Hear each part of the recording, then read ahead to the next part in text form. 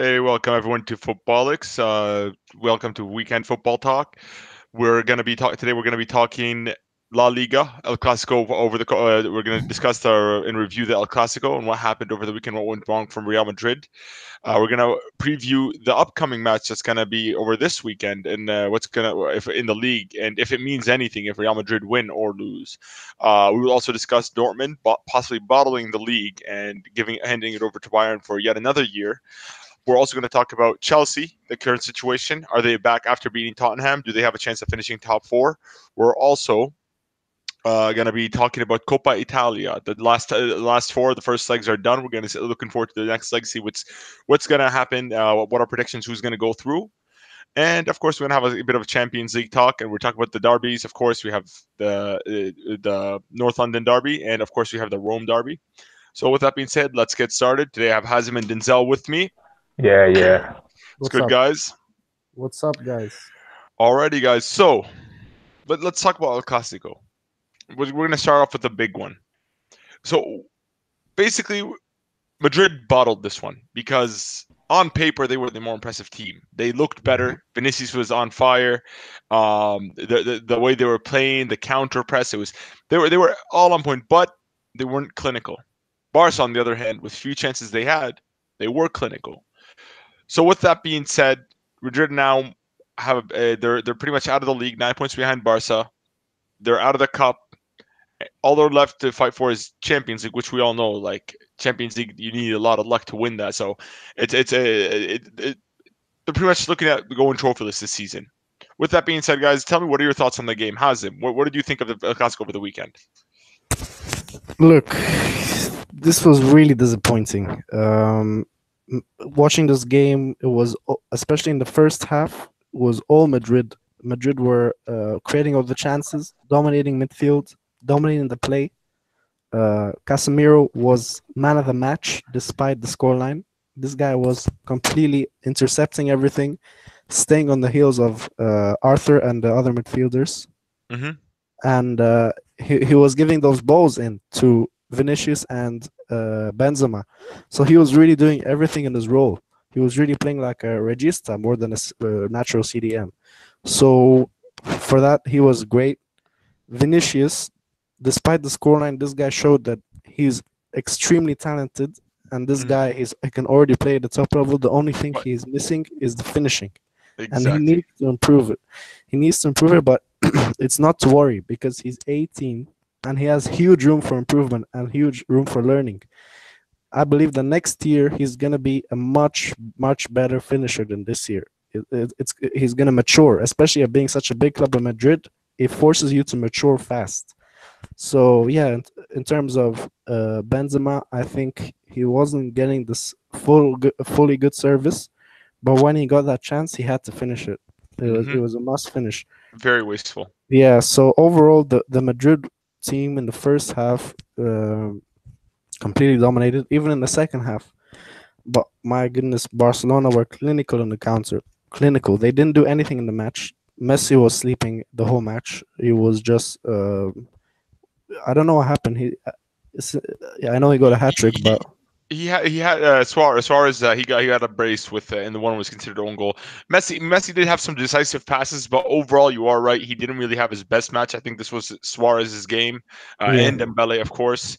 It is correct, but like at the end of the day, we know that like all those stats, possession and chances created, and all, it really means nothing at the end of the day when you lose 3-0. yeah. So So at the end of the day, mm, they took their chances, and that's what counts. okay, So I think this is a horrible loss for Madrid in terms of mentally. It's really gonna tough to rebound, and looking forward to this weekend. I think they have to rebound, and they will. And I think they'll get the win this weekend because they have to at least regain some pride. mm. So looking forward from Madrid, what do you think they have? Do you think they can Look, catch man. up in the league? Do you think they have a chance in the Champions League, or do you think the season's a write off? So what's the point difference in the league? It's 9 points difference, but there's El Clasico to play for this week, so it could be down to 6 points. Oh, definitely. This is the league now. Hmm. This is what they have to focus on because look, Champions League. I think It's gonna be tough. It's gonna be tough. I don't think they're gonna win the Champions League this season. To be honest, I think they're gonna get eventually knocked out, especially with Ramos suspended for the next two games. So I think this is it, the league, and I think they can really push Barcelona. We're gonna have a title race. Because as I predicted, I think Madrid are gonna bounce back this weekend and close the gap to 6 points. And Barcelona, we've seen this year. They've been known to drop points here and there. They can have a great game, Messi hat trick, and then disappear, and the defense can crumble. So I think it's gonna be Madrid are gonna win this weekend, and they're really gonna be able to fight for the title. And I still can't say if they're gonna get it or not, but they really have to focus on it, the league. Alrighty, man. For the sake of football, I hope you're right. Denzel, thoughts? Looking at it from a Real Madrid perspective, that was a really, really, really disappointing, like not game, but a result. Obviously, like in the starting of the game, like Real Madrid were dominating, absolutely dominating the game. Barcelona was not getting a sniff. Messi was non-existent. Dembele was non-existent. All the main threats were non-existent. Like Real Madrid were on top, bro. But like Vinicius was just running through everybody, everyone and everything. He was running through it. But yeah, like talent. He's a young player. That's the thing. So the end product will come with time with him. So Real Madrid fans just have to be patient. Benzema, he didn't finish off his chances. But I think a lot of Real Madrid fans like calling for him to be like he's not good enough. And no. For me, Benzema is still good enough. He had a bad game. For me, Real Madrid fans are overreacting. See that's actually a good point you're bringing up. Yeah. Like Denzel, I do agree with you. I feel like he is still a quality player that can play for Madrid. Here's Yeah, where of course. Here's where my criticism comes in, because I believe that Benzema cannot be the main striker for a team anymore in 2019. He's great for the build-up play, for his vision, the way he drops deep, the way he presses. He's excellent. His positioning is phenomenal. The only issue with him is finishing is not there anymore. That could be a result of playing along Cristiano, where he's been playing the supportive role for so long to the point where he no longer has the ability to become that star striker at the end of the product. Sorry, Hazem, you want to add something? Can I just ask you, would you like it to be that you get a striker in the summer and Benzema acts as the second striker, so he doesn't have as much responsibility?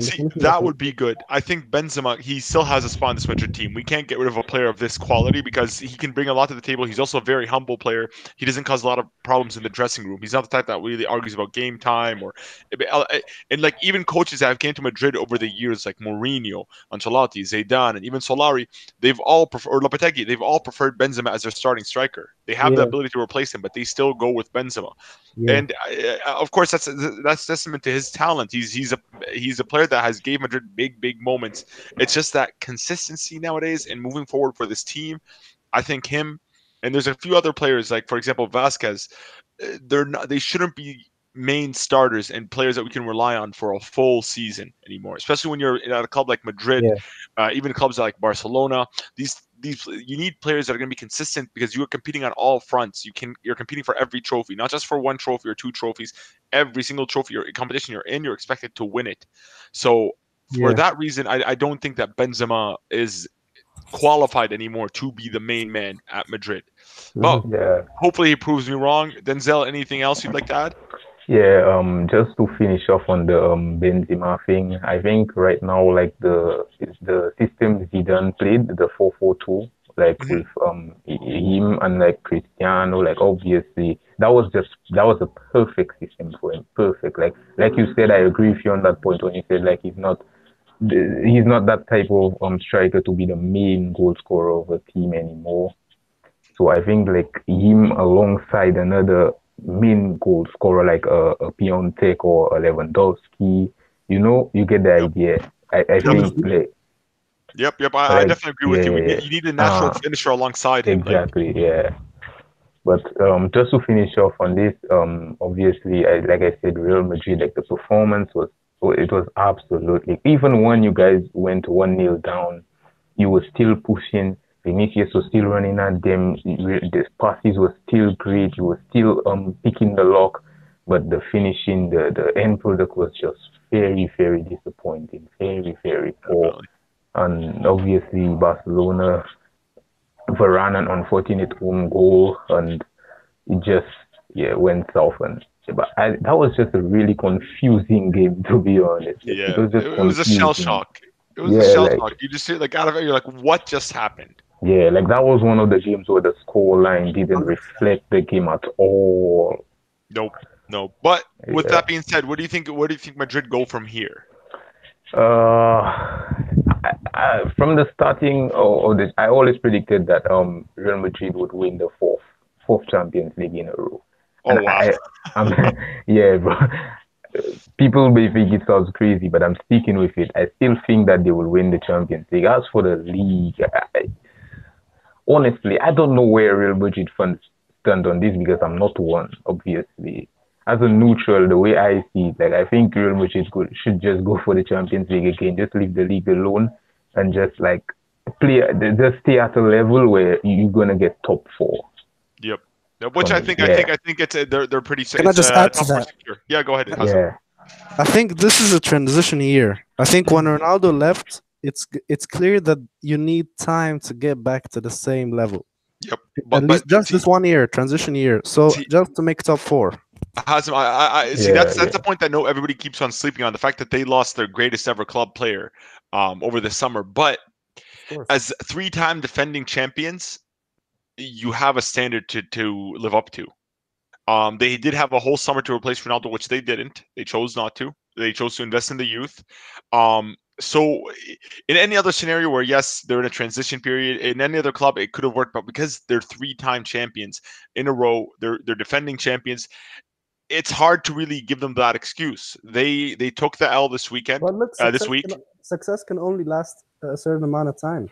I agree, but we also live in the Twitter era, bro, where everybody is reactionary. It doesn't matter. Like, even though like you're right. Like odds are like there's a natural dip after so much success. That's just natural for any footballing team. There's no empire that lasts forever. Every empire falls. Exactly. But in this era that we live in, where people have a memory span that only lasts a week, because Real Madrid will lose horribly this week, we'll beat Barca, for example, on the weekend. Narrative changes. All of a sudden, we're back. We're contending because in February, early February, when we beat Atletico and we drew with Barca and we won against Ajax, everyone was saying, "Oh, Madrid are favorites again." But now we lost to Barca. They're bums. You know what I mean? So it's just the era that we live in, I guess. But let's move to Pablo. Pablo, I want you to give us a Barcelona perspective, bro. What are your thoughts on the game and moving forward? The game Saturday, right? Yep. We're talking about the week game, the Copa del Rey. Oh, We're recapping that. Yep.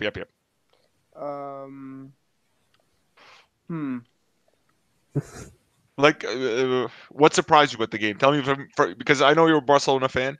Yeah. Are you happy with the result? You're facing Valencia in the final. Yeah. Give us your thoughts, man. I'm not that happy with how we played. Of course, I'm happy with the result, but I don't understand. Like, it's hard for me to explain how we won, because like I think what was after the first half where we had like one shot on goal or something. Yep. Like that? 0. No, you had 0 on. You had I believe 1 shot attempt, but 0 on target. Oh my god, jeez. Yeah. And wow. But I guess since like you guys were saying, Real Madrid didn't take their chances, and wow, Vinicius, man, he freaking destroyed Semedo and Piqué, and I'm afraid of him in the future, man. Well, if he keeps playing the way he's playing right now, then you shouldn't be, bro. You shouldn't be. No, but I mean, like, no, because he's only 18. True. Oh no, guys, I'm just trying to level it out of it. So no, I see. I mean, I see your point. Like, it is sad because like when Barcelona, the thing is, they win. Barcelona win games. That's what they do. But Barcelona fans also like the way Barca play. There's that Barcelona style of play where they're always on the front foot. not only do they beat you, they want to be better at you in every single aspect. They want to outpossess you, outpass you, outshoot you. Like they're just that type of team. So I do sympathize with you from that aspect where you're disappointed in the way your team played, but at the end of the day, 3-0, kept a clean sheet away from home at the Bernabeu. Kings of the Bernabeu at this point. So like you can't really hate at all. You got to respect them. You got to respect the hustle. Suarez, as much as I've always rated him overall as a striker, but as much as I centered him this season for his performances, I got to give it up to him. Scoring a brace, he was clinical because when Benzema got that chance, he didn't score it. When Suarez got that one chance, he scored. So. I think it's. What about Pablo going forward? What do you think? What's going on for Barcelona? What do you troubles on or what? What are your thoughts? I think because getting to the final again against Villarreal, and since we've won 4 times in a row, I think the Copa del Rey. So I hope we win that too, and I think our Valencia's not easy. Yeah, definitely, yeah. Because what they held us to a 2-2 draw. Yep. And wow, they outplayed us too, man. I think Messi, man. I think he saved us that game. Yep. And like I think, and that's another good point you brought up because you guys are going to be playing them late in the season. So if let's say you run away with the league and you're still in the Champions League, it's going to be a tough game to go up against Valencia. That's pretty much playing for the Copa del Rey now, because I'm pretty sure they're going to prioritize that as their main trophy, because I don't think the Europa League is a realistic title for them to win this season. Yeah. All right. So treble. Quadruple. that would be nice, man. I remember the 6 trophies with Guardiola, but I hope so, man. But I don't know. The Champions League is so open, like. All the big teams have not been performing as like that well, so that's a toss up for me. But I know the league, we're always doing good in the league. We're 9 points right now. I guess Saturday, the Clásico is prediction for that. We'll probably define. I don't know, but let's see.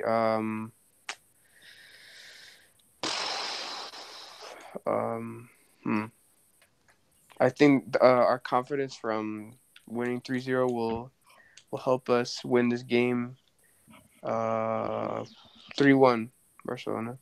Alrighty. Hazem, predictions for that game?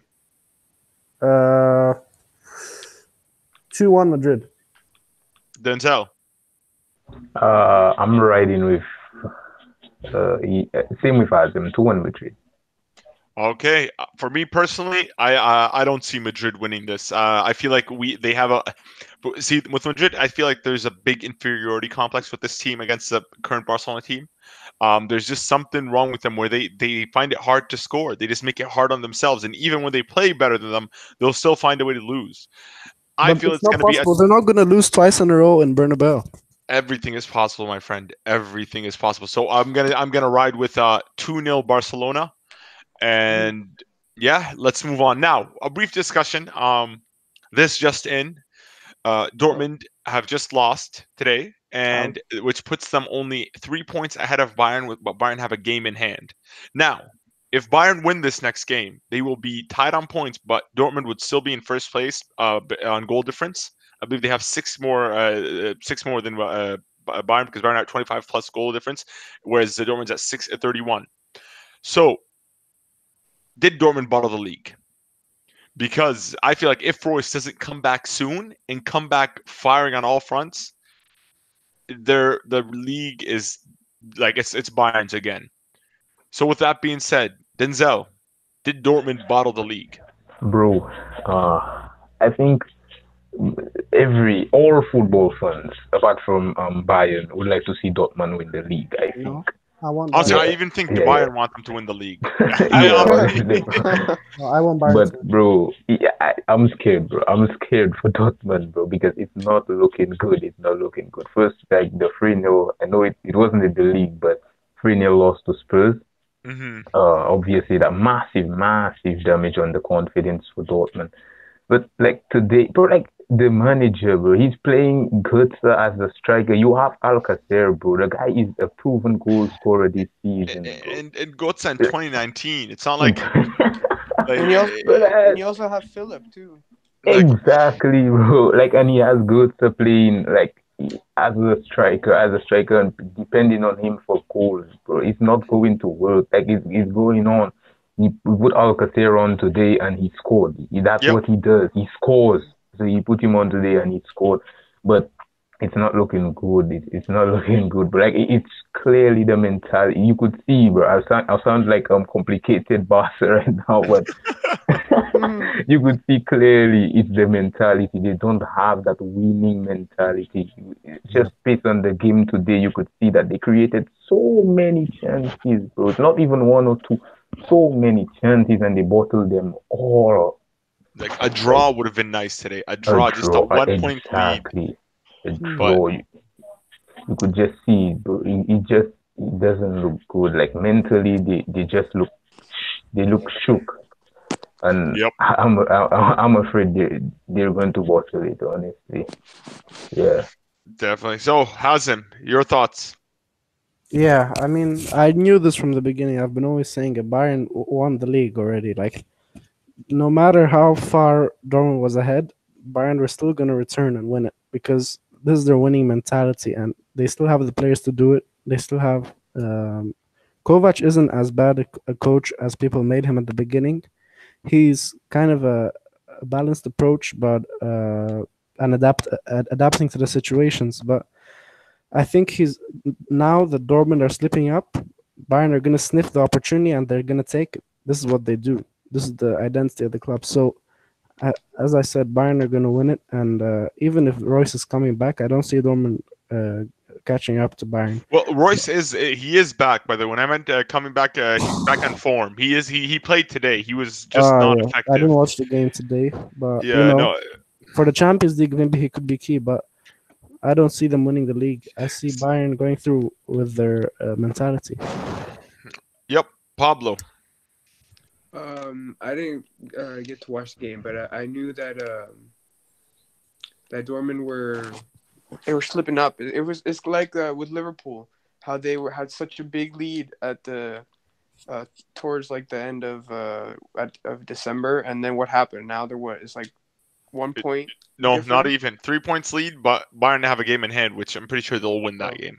No, but I mean like with Liverpool. He's saying Liverpool. Oh, Man yeah, City. Liverpool, Man City at 1 point. That's it. Yeah, That's 1 yeah. point. So it was like it was this big gap, and then now all of a sudden it's just a 1 point difference, and I know it's a different league and everything, but it's a really young Dortmund team, and their mentality is like is taking them down. So I feel like maybe they still have a chance, and if you said, if Royce gets back on form, then maybe they can. But at the moment, I feel like Bayern will win. Well, man, the football gods are cruel. The football gods are cruel. Why? Because, well, here's the reason why it hasn't. Like, Bayern have won it, 5 times in a row? 5, yeah, I believe 5 times. So 2013 till 2018, they've won it in a row.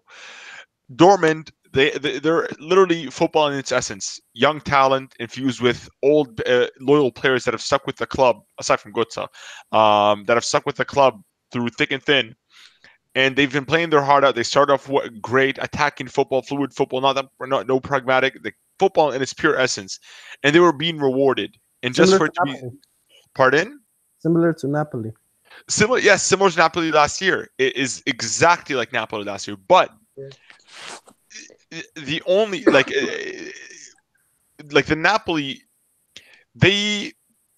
it's exactly the same. But the thing is, with Napoli, they sort of shot that, like, it was down to managerial problems. Like, it's where Sarri would just field the same players over and over. By the end of the season, they were exhausted. And with Dortmund, it's just injuries. Like, their best player got injured. Their manager is fielding Götze as a striker, and instead of having a proper natural striker that's been scoring, that's been on fire this season, he's keeping him on the bench and starting with Götze. Like, why would you do that? Play Alcacer. Alcacer came on today off the bench, scored a goal. They were creating chances. However, is known to be stubborn sometimes. So, yeah, man, and it's gonna cost him. They still have a chance. I still am hoping that Dortmund go through and win this, just for football's sake, for the Bundesliga's sake, because we all want to see, we want to see the underdog story. We want to see that underdog prevail. And I know that even if they win it this season, probably Bayern they're going to win it next season because Bayern just have so much depth and quality, and they have that winning mentality ingrained in them. But let's see how it plays out. Moving on right now, let's talk Serie A. So, You mean Coppa Italia? well, no, Serie A and Coppa Italia in general. Because we have more than one topic on the Serie A. We have the Coppa Italia. We're going to talk the semis. We're also going to be talking the Serie A, the Rome derby. So for the semis, we had Lazio Milan, Lazio at home, that ended in a 0-0 draw. I say overall a good result for Milan. Yeah. Because Lazio's a tough place to go to, and I think Lazio's going to have a hard time coming to the San Siro. And then a 6-goal thriller in Fiorentina Atalanta. Because I thought that if Fiorentina are going to shut up shop, I thought that maybe it would end in a 1-1 draw because Atalanta are going to score. They've proven this season that if they set their mind to it, they're going to score. But yeah, let's. I'm going to bring it to you guys. Let's see who are your favorites to progress in this round. Denzel. What are we doing? Like both of the games or? No. As in, like, who do you see are going to be finalists? Who are favorites right now? Same. Milan and Atalanta. Milan, Atalanta. Okay, that's my dream final, because Milan beat Atalanta at home 3-1. Right? So Atalanta want revenge. And I just want to see if Milan are able to, beat them again convincingly and prove that no, we are back. We're consistent. We're gonna do this to every team that we face. We're gonna be very hard to beat. Or was that 3-1 just a fluke? We'll see. Hazim, thoughts? Yeah, for me, I think for the Lazio game we were really poor. We didn't create any chances. We were not feeding Piontek, and just Lazio were so dominant. They had so many chances, and we were lucky to go away with the draw. I mean, obviously we defended well. That was the only good thing, but we still conceded many shots, and Donnarumma was on point. So I think, as for the Fiorentina Atalanta, as a really entertaining game, I think if we reach the final, I don't know if we're gonna reach the final. It's good to have the San Siro, so let's say we reach the final. If we face Atalanta, I would say we can win it. But if we face Fiorentina, we're not winning it. Fiorentina have a mindset. They want to win this for a story. They're gonna kill themselves. They're gonna literally die and not lose. So yeah, I think we're gonna go through, and Fiorentina's gonna go through to the final.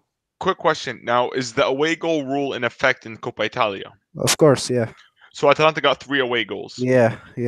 So that's going to be huge, to be honest with you, because Fiorentina need to score 3 to secure winning. Because that's why I chose Atalanta. It's because of that. But they can win 1-0, for example.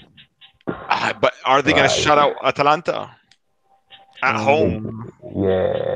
Yeah, I don't know, but I just think even if it's like 3-2, they'll win. So. Yeah, well, maybe you're right. Like, see, it's not a bad because it's ended in a draw, but I feel like 3 away goals, like Atalanta, a draw would be perfect for them. Aside from a 3-3 draw, like at 1-1 or 2-2 would be perfect for them. So yeah, I think they're gonna have that something extra, Fiorentina. Gotcha. So your final. Yeah, Fiorentina versus Milan in the final. Okay, Montaha, welcome. We're talking Coppa Italia semifinals. Who are your favorites to progress at this point? Just to give you a recap, Milan-Lazio at home ended 0-0. Atalanta-Fiorentina at home 3-3. No, I think so. It's going to be Milan, man. Milan is going. Yeah. Milan's going to win this game, bro. The whole thing. Yeah, for sure. But who's going to be in the final? It's going to be Milan versus Fiorentina. Yeah. Okay, Milan-Fiorentina. I see. Okay. Pablo, thoughts? Yeah, I agree with Monta. Yeah, I think Milan will Wow. definitely go through, and then Fiorentina for sure. They do look the best out of all four teams. That is just a fact right now. Yeah, I yeah. believe it's 7 or 8 games unbeaten. Yeah, 10 They've games. 10 games. Oh wow, 10 10 games unbeaten. games. Okay, like there you go. They're in fourth right now. They can get into third if they win over the weekend. Which I think they should be able to pull a result against Sassuolo, but I who hope. knows? But yeah, like okay, let's keep it moving to the Rome derby. We have Lazio versus Roma. Now, obviously, we just spoke that Lazio coming off a draw. And is it? I want to see who is it? Who's at home? Lazio, I believe. Yep, Lazio. Lazio's at home. Lazio's at home. Now, this is vital for both if they want to stay in the top four race because Inter Milan are looking like they're going to drop out of top four. They could drop to fifth. Like, so Roma, if they want to contend for those Champions League spots because they need those Champions League spots, or Lazio, if they want to even get into those spots or even the Europa League spots, they need the win. So with that being said, guys, what are your thoughts for this upcoming game? Denzel. Yeah, coming into this game, Lazio. If it was like a month ago, I would go like, yeah, Lazio, easy Lazio win. But like recently, I think Lazio has dipped a little bit. They had a great performance against Milan. They drew, unlucky to draw, but still the results haven't been good. Roma has won, I believe, if I'm not wrong, four games in a row. Yep. So they're coming into this really strong. But I think a key factor that people are forgetting is that Roma have Champions League on Wednesday. So Yep. they probably will have to do a little. Denzel, sorry, I just want to add one last thing. Their record against Lazio is pretty poor. Like Roma have lost out of the last 5 meetings, they've lost 3, drew 1. Yeah. So I was saying that they're probably going to have to do a little bit of rotating because obviously that second leg against Porto is vital. So that might work in Lazio's favor.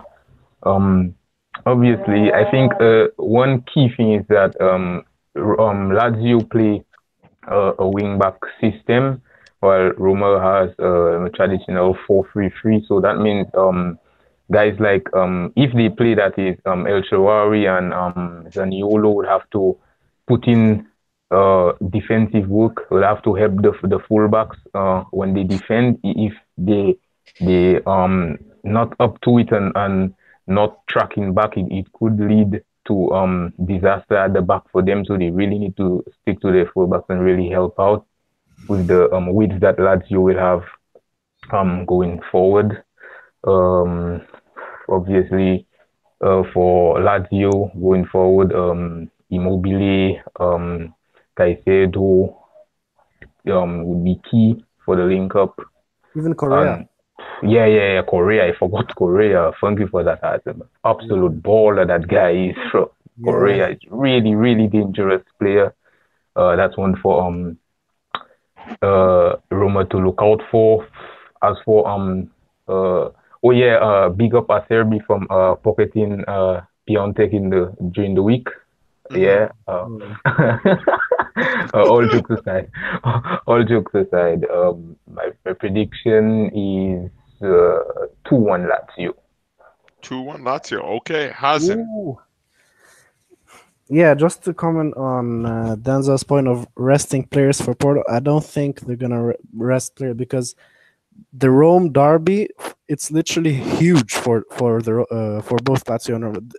This match, the Rome derby, every year, no matter what the difference is in points, this is the main match of the year. Literally, the fans care more about winning this match than even winning the league. That's literally what the fans think about this match. So I don't think they'll be able to rest players, which will obviously cost them in the Porto match. So I think they won't rest anyone, but it's going to be a very tough match for both teams. Lazio, obviously, they're coming off the really impressive performance versus Milan.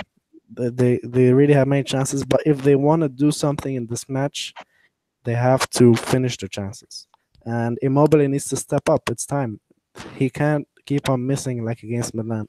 He needs to finish the chance Correa, this guy is really dangerous. My goodness, this guy when he was attacking us, man, giving us shivers. His movement, his swerving of the body, it's really good. Underrated player. As for Lazio, because they're home, but that just means that they'll have a bit more fans because obviously Olimpico is both their stadiums, so they'll just have the advantage of having a bit more fans in the Olimpico. But it's going to be a really good atmosphere. Roma are in good form. They're playing well. Sharawi is hitting form. Zaniolo, wow, this kid is unbelievable. Cristante, the whole team is getting back into form, and they really they have to win. Since Inter lost, this is the opportunity for them to snatch to be either third or fourth. So I think but Lazio, they're not gonna. For Lazio, this is huge as well because if they lose this, they're out of the top four race basically. No. The points. Lazio are on 38 points, but they do have 2 games in hand compared to other teams. Yeah, so, if once they play this game, they'll have 1 game in hand. Yeah, which is against Udinese, which I think that's a good result for Lazio. So Lazio could be at 44 points, which would put them right back in the top 4 race because Milan, Inter, and Roma have all proven that they can drop points this season. So yeah, but if they lose this one, it'll be really tough for them. It'll be really tough because I think Inter they're not gonna keep dropping points constantly. I don't know. I think Lazio, they're more desperate. But Roma are not gonna let this. It's a really tough game, so I'm gonna go with a 2-2 draw. It's gonna be a draw. Okay, Muntaha. Muntaha, you there? Okay, I guess he's not there. Pablo.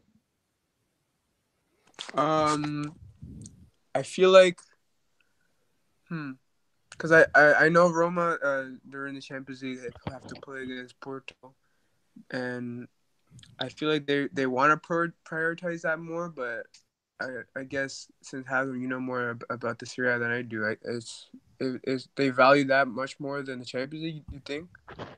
It's equivalent to an El Clasico for them. It is. They're like rivals. They're city rivals. It's a derby. So this is massive for them. Yeah, and then if they lose, it also could hurt like the top 4 for them, right? Yep. Because then Lazio would be at 41 points, Roma would be at 44, and Lazio still have a game in hand, so they could actually finish above them. Oh, okay, yeah. Then I guess then for this game they'll focus on this and not worry about the Champions League for now, and then they'll I guess they won't rest their players either since they have to.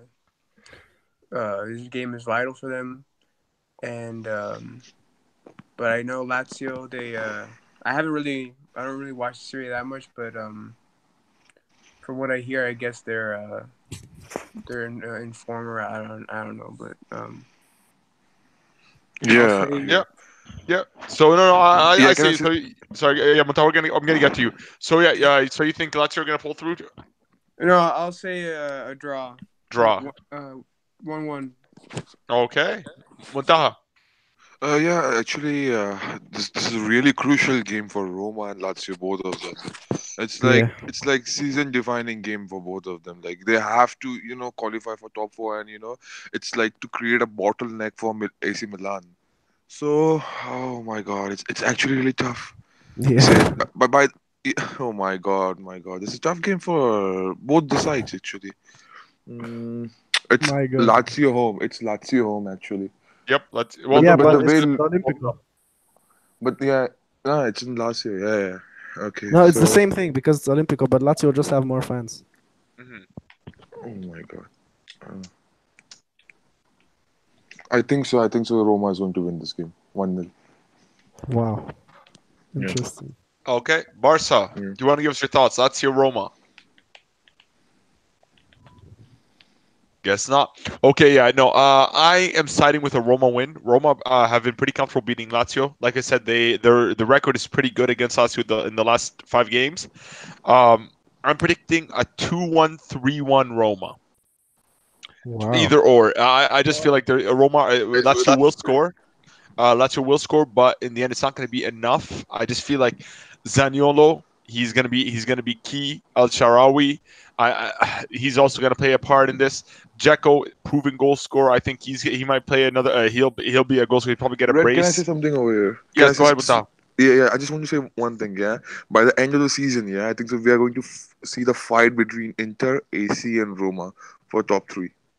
Well, see, that's the thing. I personally believe right now, based off of how everything's unfolding, I feel like Spalletti's going to get sacked. Icardi's leaving Inter, and Inter are finishing in Europa. Like they're going through a lot. It's a mess over there right now. It's a mess. Today, sorry, I don't know how to pronounce this guy's name. Skriniar. Sorry, thank you, Hasan. Yeah. Skriniar. They've dropped a disaster class. Muntaha 2.4 was his rating. 2.4, bro. This guy is considered one Inter's best defender.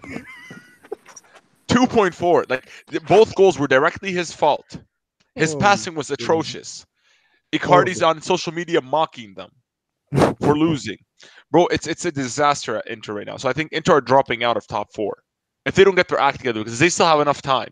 They're still in there right now. They're comfortable. Even with the loss today, Milan have to win tomorrow, and even if Roma win, they're going to be tied on points. So it's not completely out for them. But I don't feel like they're going to be able to resolve these issues. Their issues are too deeply rooted. I think it's going to be top 4 is going to be Juve, Napoli, Milan, Roma. That's how it's going to play out. So, anyways, with that being said, let's move on to the Premier League. So, my first topic I want to talk about is because I feel like we kind of owe Chelsea an apology, because whether we said it on this hangout or we said it in our personal lives, we've been bantering Chelsea for the past month. They have been bombarded with L's, loss after loss, a 6-0 defeat to Man City. I think it's the worst in the Premier League era. So with that being said, they won a huge game, a derby against Spurs over the weekend. Spurs' second loss in a row. It was convincing. It was the result they needed, and of course, what I love to see, Sarri dropped Kepa, which I didn't think he should do, but I wanted him to do it just because of the way he acted. Even though he contradicted himself, because he said that Kepa was injured and there was a misunderstanding, but you just dropped him, which means that there was no misunderstanding. He was just defying you. Yeah. So Kepa has apologized. He's been fined, and he was dropped. I felt like he has been punished. But let's not talk about Kepa. Let's talk about Chelsea. So Denzel, thoughts on Chelsea? Do you think your top 4 hopes are back? Like, do you think you will finish top 4, or do you think it's already past it right now and you should focus on Europa? It's a really tough one, actually. Like, because I personally think that we should prioritize one. Going for both could lead to our downfall. But it's really tough. It's really tough. For me to just straight up tell you, like, we should prioritize that one or that one, because the Europa League is still realistic, and top 4 is still obviously still realistic. We're just like a couple of points off, and we've got a game in hand. So, but as for the Spurs performance, obviously absolutely brilliant, man. Against City, we had an absolutely brilliant performance, and we all know the controversy that happened at the end, which ultimately cost us the final. But I was really, really, really happy with the performance. Really happy to see them. The guys perform for the manager, and Sarri obviously tweaking a few stuff in the system, and finally not being stubborn, and seeing players like Loftus-Cheek and Callum Hudson-Odoi on the Wembley pitch in the final was beautiful to see. Against Spurs, it was the result we needed, and it was obviously the result that was supposed to happen after the performance against Spurs. We completely outplayed Spurs. Facts. And by the way, there's one thing I want to mention is that it should have been worse for Spurs, because they should have gotten a red card as well. Yeah. Harry Kane should have seen red for attempting that headbutt. Harry Kane is England's golden boy, bro. So they like won't punish him, but they but won't punish. it should have it should have been way worse for them. But Yeah, they lucked out. They lucked out with that. It ended it that way. It should have been worse. But what are your thoughts? So top four is realistic to you. So you're right. yeah, You do for have a me. game in Like hand. Your yeah, like yeah, it's realistic. We have a game in hand. The points is just like really, really small, and we have a game in hand. But the only thing is that Arsenal and United both are looking really, really strong right now. That's the only thing about it. But it is realistic. It's still realistic. Top four is realistic. but But the only issue, bro, is that you guys need to keep winning. You can't just simply, yeah, because even if you win this next game and you win your game in hand, like if you're tied on points with Arsenal, Arsenal are still ahead of you in goal difference because your team, though they're pulling the results, you haven't had those high scoring matches. exactly, So man. the performances have to also be excellent because you can still catch up to Arsenal goal wise because they concede way Yeah, more than yeah, you do. So going forward, do you like the changes that Sarri has implemented? How are you liking Sarri now? Are you Sarri yeah. out, Sarri in? I have always been Sarri in, and I will always be Sarri in because like implementing a system, a philosophy takes time, and people need to Well, I'm not really getting into that right now because that would take too much time. But No, bro, it's your club. Feel free to take as much time as you want. Your but opinion here is very valued. but I am Sarri in, and the changes he's made it made me really happy, and it's absolutely brilliant. I think going up against the bigger teams, I think he's just thrown away the high press and the high line, and I think he's setting us up with a mid block, just like containment, and just kill off all of that high line and just contain against the big teams, and maybe against the smaller teams, the so-called weaker teams. Maybe we can go on just like go high and just try to be too much for them. And for me, it's absolutely brilliant. He has adapted. Only Alonso, I would like to shout out actually because after all the abuse he has received from Chelsea fans, some of it deserved to really poor performances. He actually played really really well against Spurs, but I still think going forward that Emerson should be our starting left back. But Agreed, over, agreed. I'm not ready yeah, to. Alonso has not redeemed himself in my eye yet. yeah, He's exactly, like having the worst loss in Chelsea's history in the Premier League on your yeah, record, and for you to be this like the direct cause of that, or if not the yeah, direct cause, like a big role in that. You need at least five more great performances this season for me to yeah, forgive you for that atrocious display that last week or 2 weeks ago. But yeah, yeah. bro. Wrap it up. Is there anything else you'd like to add? Yeah, to wrap it up, I think that really happy with Sarri at the moment, really happy with the players. They look committed, and they really look like they're playing for the badge and for the manager. And I think as for top four and Europa League or Champions League qualification, I think let's just take it one game at a time. Okay. Okay. Hazem. Yeah, look, I didn't watch the Tottenham Chelsea game, but I heard that Chelsea played well and Tottenham not looking very good. So in terms of the top four race, I think Chelsea are in it. Chelsea are in the top four race. If you look at it, they're literally 3 points behind Arsenal, who are in fourth, and they also have a game in hand. And don't forget, Arsenal are playing the derby, the North London derby this weekend, which I know Arsenal in form and Tottenham aren't, but if if Tottenham win and Chelsea beat Fulham, they'll be back in fourth. Obviously fifth in goal difference, but the same points as fourth with the game in hand. So I think Chelsea are in a good position. But the key now is the continuity. Sarri needs to hold this locker room. So they need to. I think that win versus Tottenham was key, and now he has to continue that because one blip against a team like Fulham, and immediately the media is gonna jump on everyone again and say the locker room is lost. So now is the real test, and I think Sarri is gonna be able to pull through, and this is the perfect matchup to do it. And I think they're definitely going to be in the race for fourth, but I don't think Chelsea will get fourth. I think they'll get fifth, and either Arsenal or United are going to get fourth. So yeah, that's my views on it. Okay, Muntaha. Hello. Yep. What's going on? Chelsea, Spurs. Thoughts on the game? Oh wow! Chelsea, man, they redeemed themselves back, and the way they played.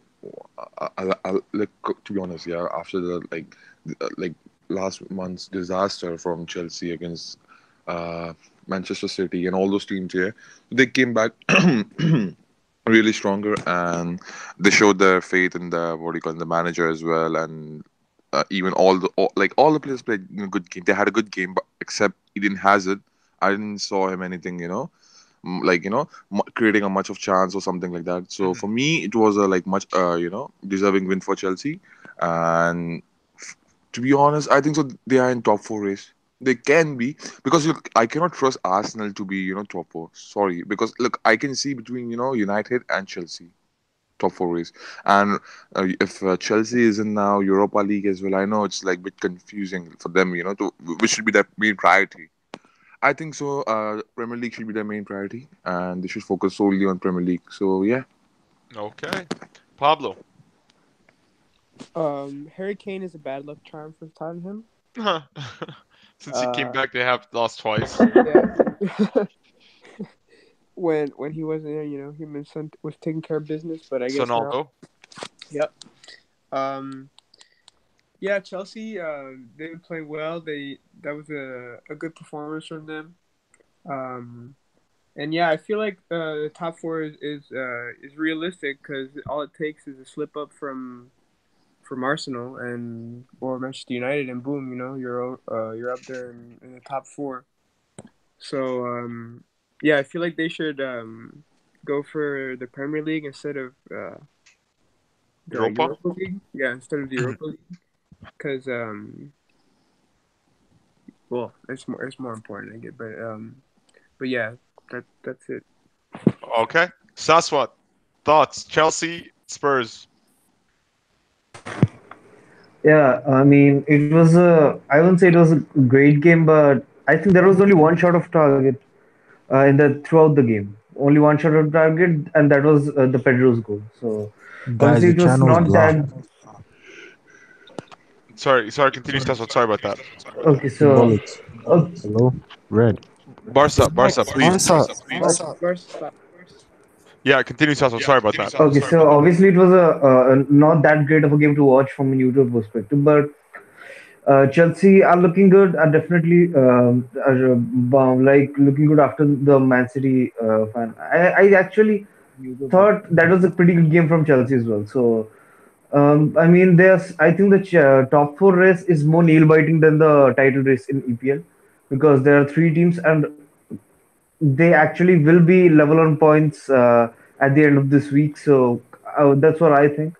So I think there's a good chance that there will be level. So you have three good teams who have shit defense, level on points for the fourth place. So it's gonna get nervy from now to the end of the season. So I can't really say much if Chelsea can win this because like get this top four. I think Manchester United have a better chance to do that because they have slightly better defense than Arsenal and Chelsea. But let's see what happens. I mean, Sari has obviously started to gain at least a little bit of confidence in the dressing room. So if he continues this form, he can actually com- compete with the form that he had at the beginning of the season, where he was in his unbeaten run for 13 games or 14 games or so. Let's see what happens. Alrighty. But for Manchester United are my pick for the fourth place. See, I agree with you, Saswat. I agree with a couple of you guys. I don't think Chelsea will make top four. I feel like they had their chance when they were on the unbeaten run, but that dip of form I think was too much because their goal difference has suffered. Yes, they have a game in hand, but honestly, I don't feel like I could trust them with that game in hand. I'm not confident in them winning all their games.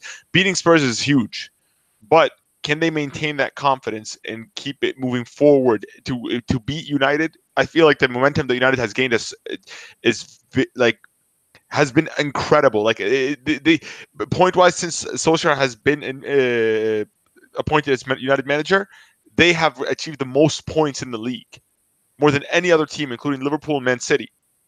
So I feel like United will finish in fourth or third. I feel like they can also finish above Spurs, because if Spurs, I think Arsenal are going to win the North London Derby. Well, we'll get to that. But I think Chelsea have a chance to get back in the Champions League, but I think their chances in Europa League. I feel like they can win the Europa League. I feel like in a one-off game, Chelsea are the best team in the Europa League if it's just a one-off or like even a two-legged affair. But I don't think in a league format they're going to be efficient enough to finish top four this season. So moving on, as we mentioned earlier, we're all mentioning the North London Derby. We were talking about how that might affect Chelsea's hopes. What are you guys' thoughts on the game at hand? Now, just to recoup, Arsenal are coming off of 2 wins. They had a convincing win against Bate, coming back from their 1-0 deficit from the first leg, and whereas Tottenham, on the other hand, they've just lost 2 in a row. They've lost 2 in a row. So, who do you guys have as favorites to win this game? Because Arsenal need this game if they want to finish top 4. Spurs need to win this game if they want to finish in top 4. Because if they lose this, it's a free for all for everybody at that point. Like 2 spots are open in top 4. So, with that being said, Denzel, what are your thoughts? Okay, it's that time of the year again where those 2 clubs play each other, and I want both to lose. Arsenal, Arsenal and Spurs. But as a neutral, I'm not gonna lie. All bias aside, it's going to be an absolutely great game, great entertaining game. The attacks on show tomorrow in that North London derby is absolutely brilliant, bro. Son, Kane, Lucas Moura, Ericsson, Lacazette, Aubameyang, Ozil, if he's played, if Emery isn't being a prick, it will be absolutely brilliant. For me, I think this game is going to come down to which defense holds better, which heads stay level, because obviously North London derby, heads are going to be lost. So who's more mature, which defense is more mature, and which defense holds together? And I think that that will be Spurs tomorrow, and I think I'm going to go with a 2-1 Spurs win. Okay, and who now? There's one more thing I want to add to you guys. First of all, who do you think Emery should go for? Should he start with Lacazette and Aubameyang? And do you feel like that would make a difference, or do you think he should go with 2? Because I feel like he's gonna start Ozil. I think he should start Ozil. But he can't have Ozil, Aubameyang, and Lacazette all at the same time. I think he has to start, like, one of them has to be dropped for Emery's system and for Emery's press. But with that being said, Denzel, who do you think Emery should go for tomorrow if they're going to edge it? Because I know you already said they're going to lose 2-1. But who would be your game changer? Honestly, I think if it were up to me, I think I would leave Aubameyang on the bench. Aubameyang on the bench. Yeah, Lacazette, unpopular opinion, Lacazette is better than Aubameyang. Yeah, see, I don't disagree with that, because the thing is with Lacazette, he has scored against every team in the top 6. Bro, like Lacazette he's a big game player. Lacazette exactly. is a baller. And that's also a double-edged sword, because Aubameyang off the bench is lethal. Exactly. It's gonna be. Yeah. So go ahead, Denzel. Yeah, like me saying like leaving Aubameyang on the bench is nothing against Aubameyang. It's more of a weapon. Having that weapon off the bench who could kill Spurs later in the game. Like, so I personally would start with Lacazette up top and like take one of the wingers or attacking midfielders off later in the game and put Aubameyang alongside Lacazette. Okay. Now, Hazim, thoughts, London Derby. Yeah, for me, I'm gonna put both Lacazette and Aubameyang, and behind them Ozil.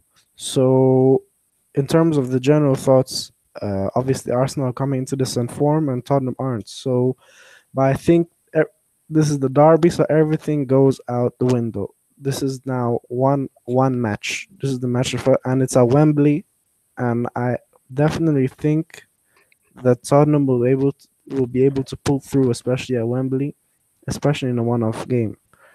Obviously, they have the Champions League, but they're basically all but secured the qualification against Dortmund, so they don't have to worry about resting players. I think Tottenham will win it 3-2, and I think Harry Kane will be big in this game. And obviously, Arsenal are gonna put up a good fight, but I think Tottenham are gonna win this game 3-2. Alrighty, Muntaha. Muntaha. Alrighty, he's out. Pablo. Yeah. Arsenal coming in with a 5-1 against Bournemouth. Mm-hmm. Tottenham coming in with the loss against 2-0 Chelsea. But like Hazem said, in the derby, everything goes out the window. Like in the Clásico, it would be almost the same. You know, it doesn't matter who's playing. If they're bad in form or anything. If in derby, it all goes out the window. So I feel like Denzel was saying, that weapon of having a Aubameyang on the bench, if Emery decides to just play Lacazette, that you have that big weapon of Aubameyang, and but I feel like it will end in a draw. So, I'll say 2-2. 2-2. Okay. Saswat. Yeah, obviously, I agree kind of with Hazem with the lineup that he went with two centre forwards and Ozil as a center attacking mid, close to the attackers than to the midfielders. So that's a very good lineup. But I haven't seen throughout the season Aubameyang and Lacazette have their duo having an impact in a game, because they always cross paths with each other and something just goes wrong. But still, Emery, being a very attack-minded coach, has a lot of options in that attack and midfield. So there is obviously there can be a game plan A, plan B for him. So he can go with anything. So the only thing that scares me from an Arsenal's point of view is obviously the defense. So who are they going to go with? Are they going to go with a back four or like a back three, or are they going to go with a right wing back or something like 3-4-3 or something like that? So let's see what backline he goes up with, and let's so obviously in my opinion, Tottenham are slight favorites for this game, and Harry Kane always shows up in these kind of games, especially in the derby games. So He obviously loves they scoring need to. against Arsenal. So yeah, and yeah, and they are obviously, and they need to make a statement after losing two games in a row. So they obviously need to make a statement, especially going into the Champions League. I think because it's a derby game and the Champions League is coming up, I think they obviously pretty much nailed out the Champions League game. So I think they're gonna start pretty much the first team in this derby. Obviously, it's a derby game, so they have to. So yeah, in my opinion, I think I'm going with the Spurs win. I'm going with the 2-1, but it's gonna be a late goal from Harry Kane, and he will be the key to for them to win this game. Obviously, one of the reasons being Tottenham's defense is far much better than Arsenal's. Mm-hmm. Yeah, see, Arsenal are definitely going into this game as underdogs, man. Like, it's hard to really say otherwise, because you are right. I think Spurs have a better goalkeeper, better defense, better midfield, and a more consistent attack. But with that being said, like, I really feel like this Arsenal team is different. Like, they have, like, I feel like Socrates, though overall Arsenal's defense isn't best, I feel like Socrates is an aggressive defender. He's the type of player that I like my team. He's that type that will really roughhouse the front line. He will give Harry Kane a tough time. Like, even if Harry Kane subside, I feel like he's gonna rough him up a little bit. So I feel like they're gonna be able to like Arsenal have it can frustrate Spurs. Can really frustrate Spurs in this game. Now their away record is poor, but who knows? I'm rolling with a 2-1 Arsenal. What the hell? 2-1. I feel like they're just gonna do it. I feel like Lacazette's gonna show up with a goal. I feel like Aubameyang coming off the bench is gonna play a key role. I feel like Ozil, if he is played tomorrow, he's gonna have a big game. Wow. So with that being said, let's see what happens. Red, can I ask you a question? What formation do you think Arsenal is gonna go with? Obviously, you're picking Arsenal to win this game. So, what formation or like what tactics do you think that Emery will go for, so that they can win against a Tottenham team who want to gain want to get back on the train after two losses. And I don't know if you guys saw this Tottenham training said they just looked up to the mark. So everything was just very happy, and everything was too positive in that training ground and everything. So let's see. Did you guys see Pochettino's press conference? No, I haven't seen it yet. So yeah, so obviously he's coming in confident into this game. So what do you think Emery is gonna go with? Like, what will be the See, tactics to so that he can win this game? so Emery, I want him to go with a back three. I feel like I want him to go like how he went against Bournemouth with a 3-4-2-1. And I want like Lacazette to be main striker. I want Ozil to be Ozil to play behind him and Ramsey, and then you'll have the shield in Guendouzi and Torreira, with of course Sanchez left back. And I think they should bring in.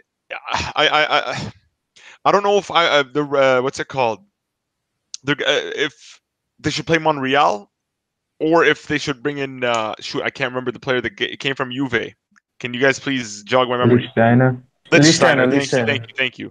Yeah, so I'm because I don't think Lichtsteiner has the legs for this game, especially because he's gonna most likely be dealing with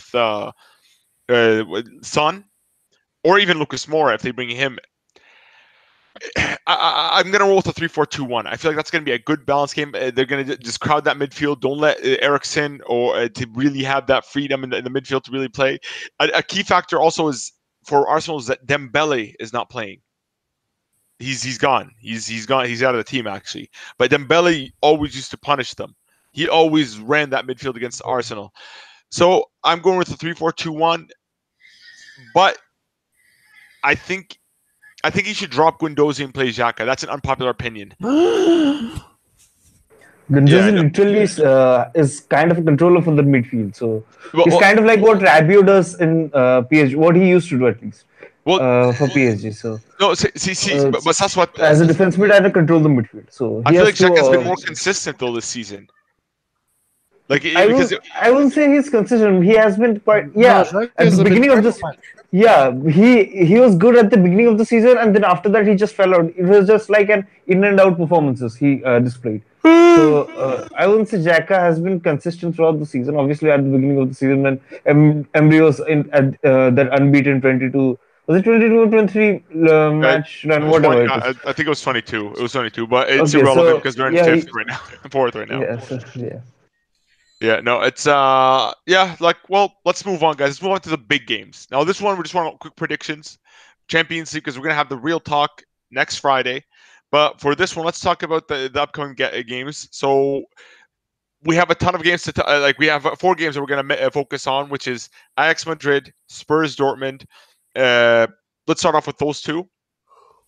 Ajax Madrid. Do you think Madrid will hold on to their lead and go through? No Ramos. Remember that, guys. No Ramos. Or do you think Ajax can actually overcome the odds and win the game and go through? Denzel. Ajax Madrid. Yep. Okay. At the Bernabeu, last game, Ajax. I think we can all agree that Ajax totally outplayed Madrid. 100%. Incredible display. But Madrid got the result like they usually do in the Champions League. But I think at the Bernabeu, Madrid, in front of their fans, it will be too much for Ajax team. Inexperience, the experience of Madrid, although it's key that Ramos is Varane missing as well? No, Varane's back. Varane's back, so okay. Yeah, he's not injured. Varane, that's good. I think Real Madrid will have too much for Ajax. Rocking for a 3-1 Madrid win. Okay. Hazem. Yeah, I think it's big that Ramos is out. But so I think Ajax will put up a really good fight, but it's at the Bernabeu, obviously. I'm gonna go with 2-2, 2-2 high scoring goal, and Madrid going through. Madrid going through. Perfect. Montaha.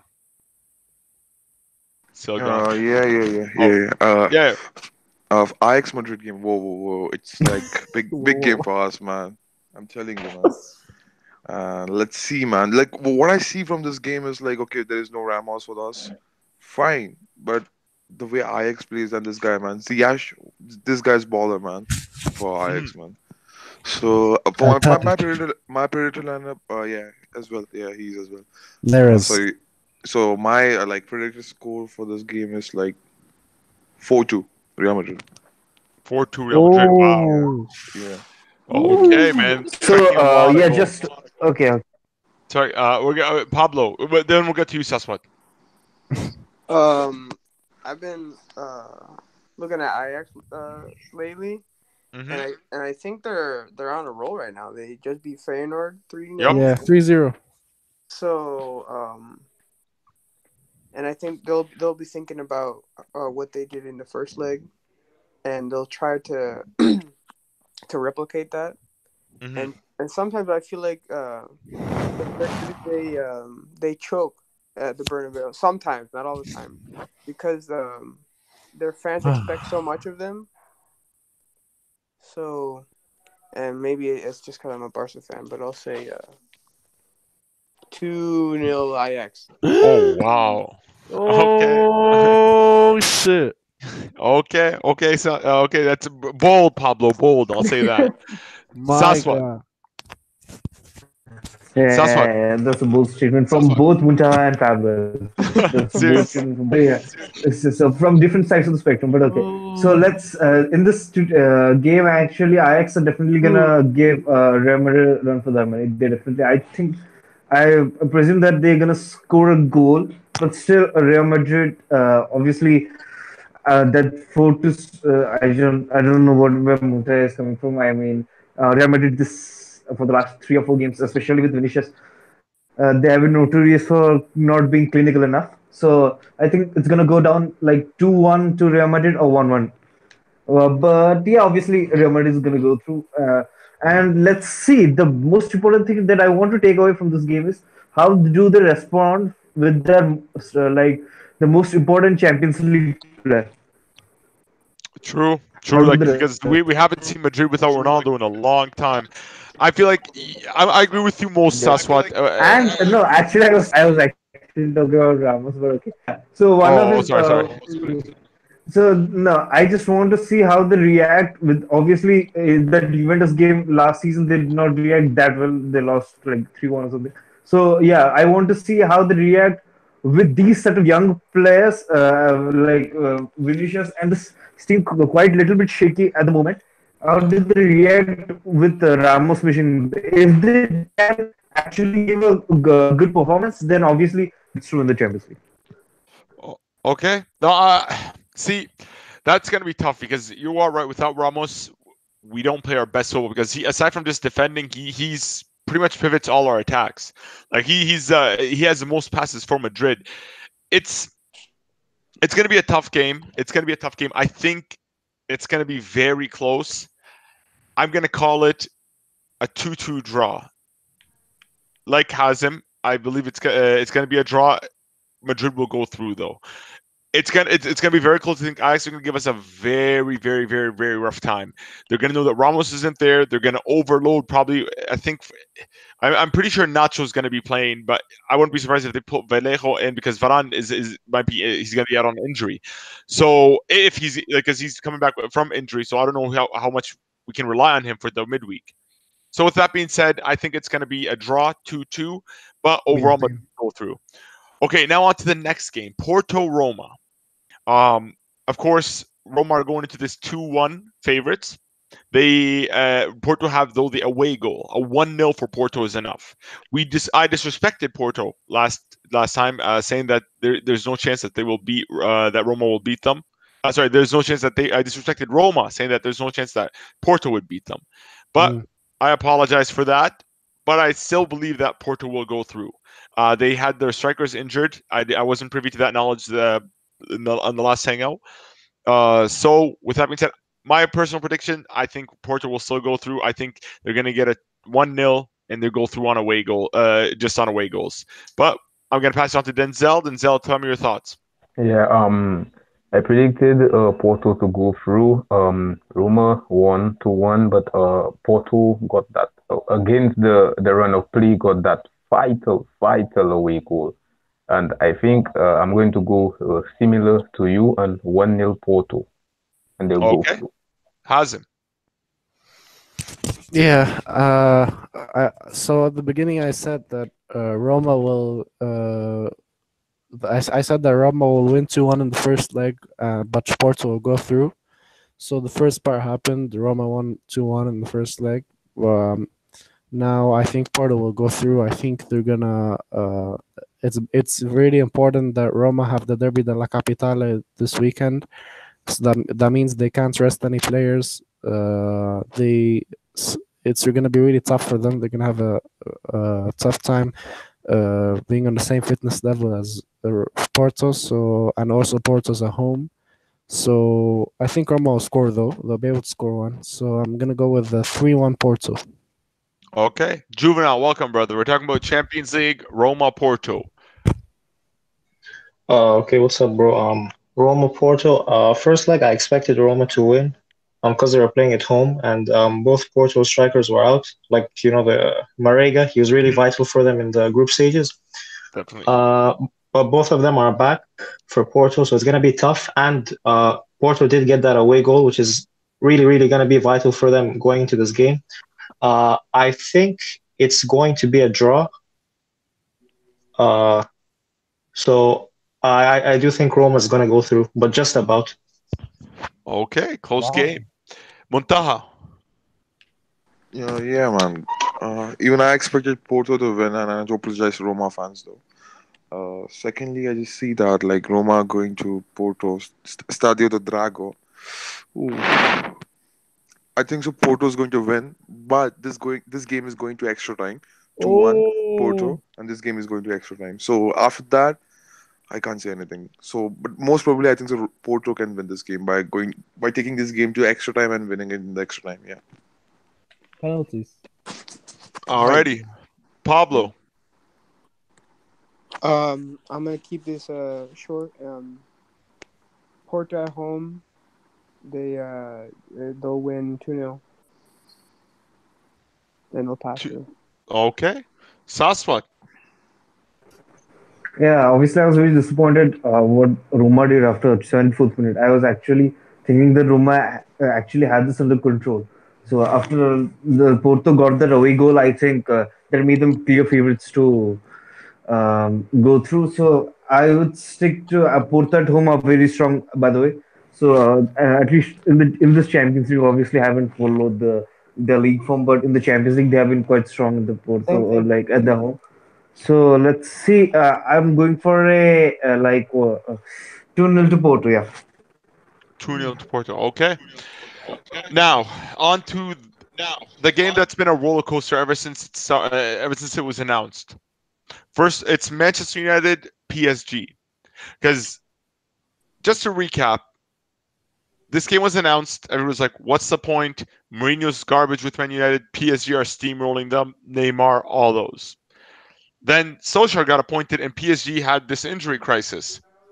And all of a sudden, things have shifted. People are like, "Oh, this Inform United is gonna bulldoze through with PSG because they're gonna be playing against PSG's B team." Except me.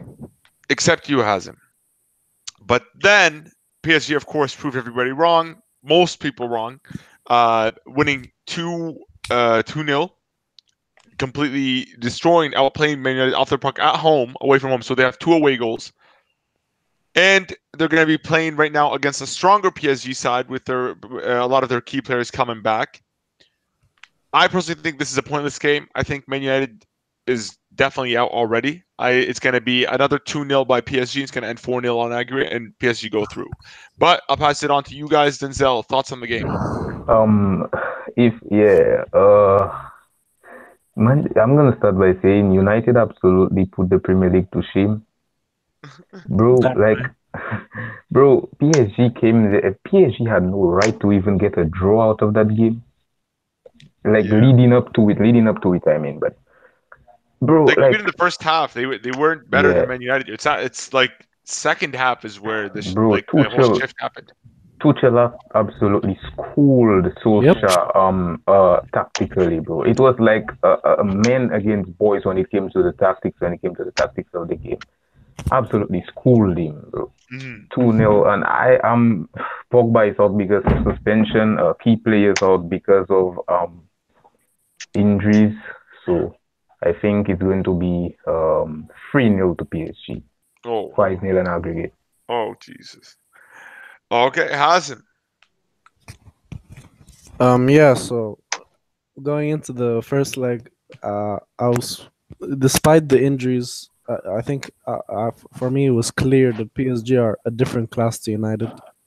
United aren't on the same level. PSG are much more advanced stage of a club, and yeah, and they proved it through their experience. They won the game 2-0, tactically outclassed. Tuchel read Solskjaer's usual tactical change at halftime, going more attacking from the 4-5-1 defensive formation. Hmm. And yeah, so then now the second leg, there's no hope for United. It's Parc de Prince. It's it's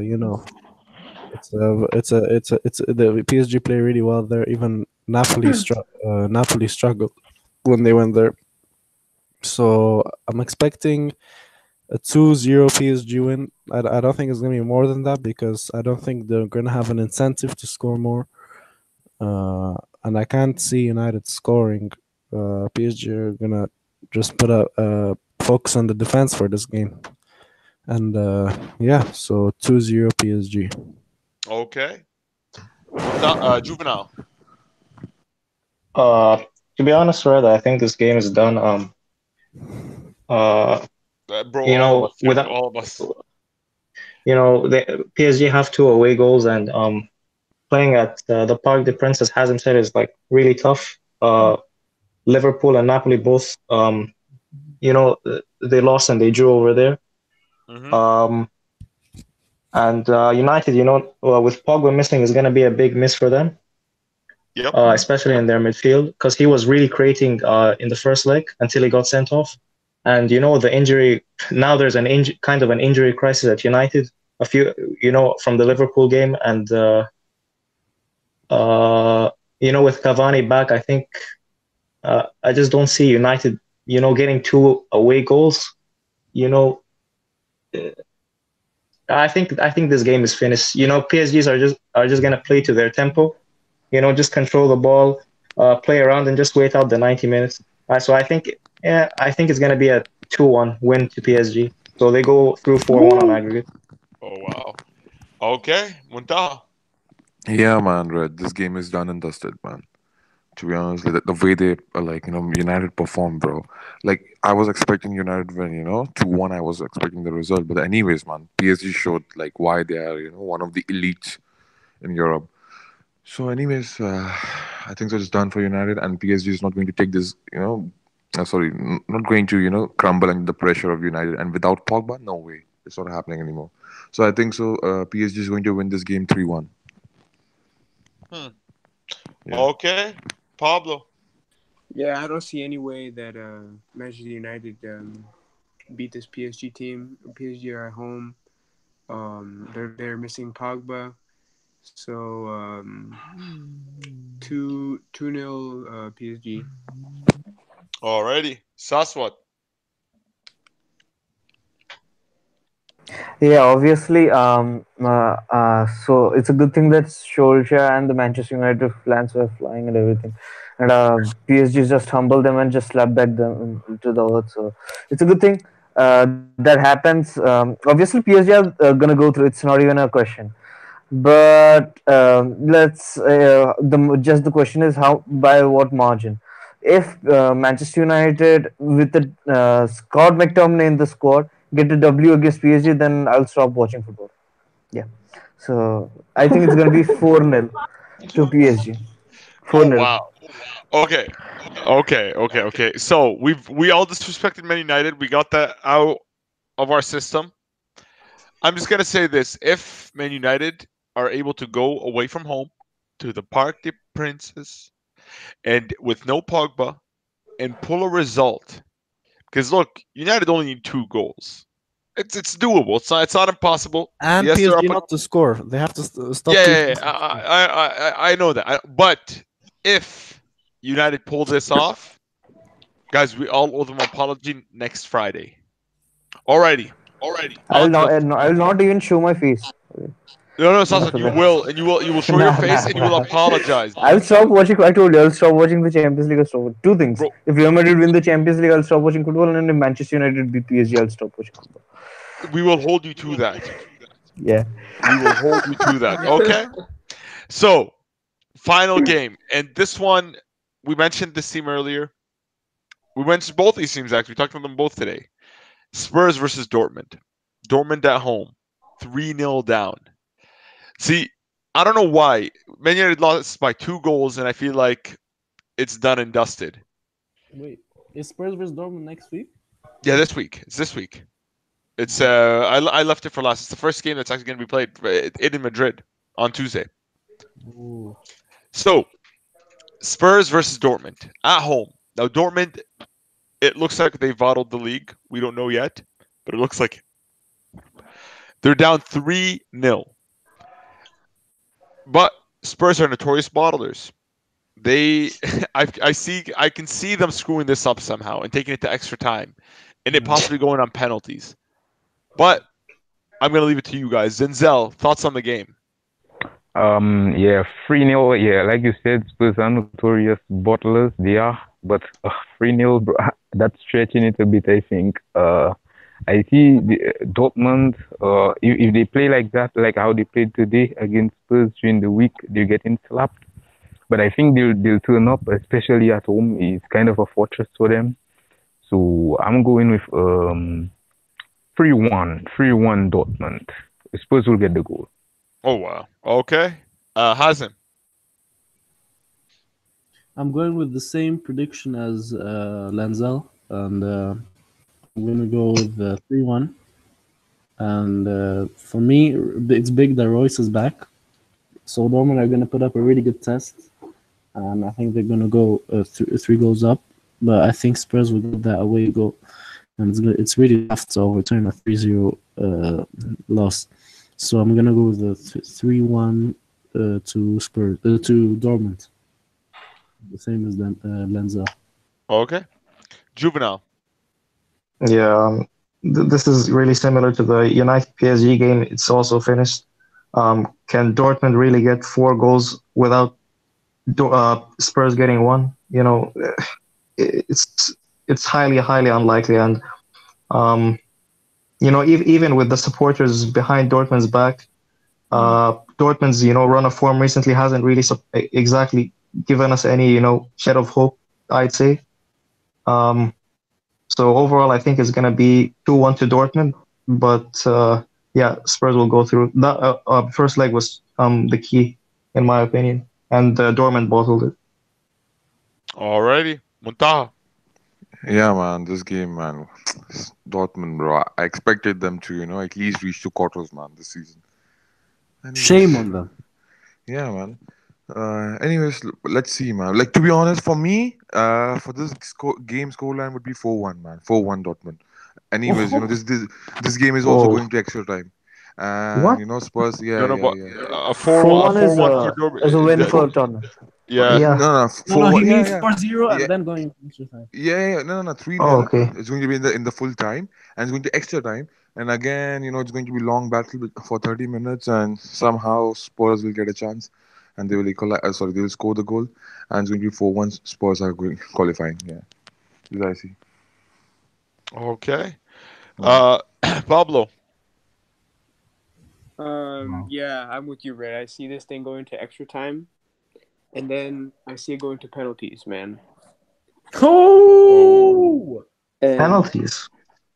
and I don't know about who wins on penalties, man, because Borussia Dortmund, they're young players, don't have that much experience in the Champions League, and then Tottenham certified bottlers, and Kane is bringing them bad luck. So, so you think that Spurs will Dortmund will win it? I don't know, man.